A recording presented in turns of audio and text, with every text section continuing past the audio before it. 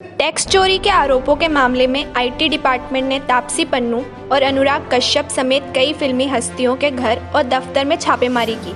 IT department की इस कार्यवाही पर अभिनेत्री तापसी पन्नू ने चुप्पी तोड़ी है और ट्वीट के जरिए अपने ऊपर लगे आरोपों का मजाकिया लहजे में जवाब दिया है। तापसी ने ट्वीट कर बताने की कोशिश की है कि पेरिस में उनके नाम पर ना तो कोई बंगला है और ना ही 5 करोड़ के भुगतान की कोई रसीद है।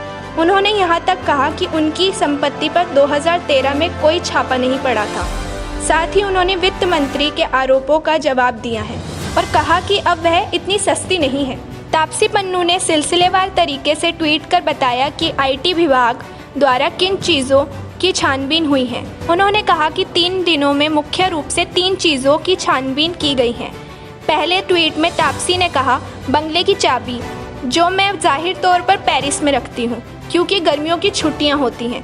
वहीं अपने दूसरे ट्वीट में वो कहती हैं 5 करोड़ रुपए की रसीद जो भविष्य के लिए है। आपको बता दें कि आयकर विभाग ने कहा था कि उनकी छानबीन में तापसी पन्नू को 5 करोड़ का नकद भुगतान किया गया था और उसकी रसीद उनके घर से मिली है। इसके बाद अपने अंतिम ट्वीट में वह कहती हैं, माननीय वित्त मंत्री के अनुसार 2013 में मेरे यहाँ छापे पड़े थे। उन्होंने इस ट्वीट को ध्यान में रखते हुए कहा, अब मैं इतनी सस्ती नहीं हूँ। शुक्रवार को वित्त मंत्री ने बिना किसी का नाम लिए कहा था कि साल 2013 में ऐसी कार्रवाई हुई थी, तब के एक्शन पर सवाल क्यों नहीं उठे। दरअसल गुरुवार को आयकर विभाग ने कहा था कि छापेमारी में अभिनेत्री तापसी पन्नू के पास 5 करोड़ रुपए नकद लेने की जानकारी मिली है, जबकि 2 प्रोडक्शन हाउस ने 300 करोड़ रुपए से अधिक के बारे में सही जानकारी नहीं दी है। विभाग ने कहा था कि 3 मार्च को 2 प्रोडक्शन हाउस और 2 टैलेंट हंट कंपनियों और एक बॉलीवुड अभिनेत्री के यहाँ छापेमारी की कार्रवाई की गई थी।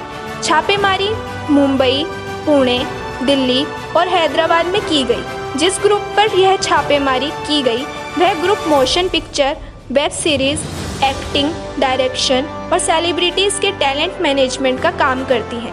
कुल मिलाकर 28 परिसरों पर छापेमारी की गई, जिसमें आवासीय परिसर और कार्यालय शामिल हैं। आज की इस खास रिपोर्ट में बस इतना ही। देखते रहें न्यूज़ NCR।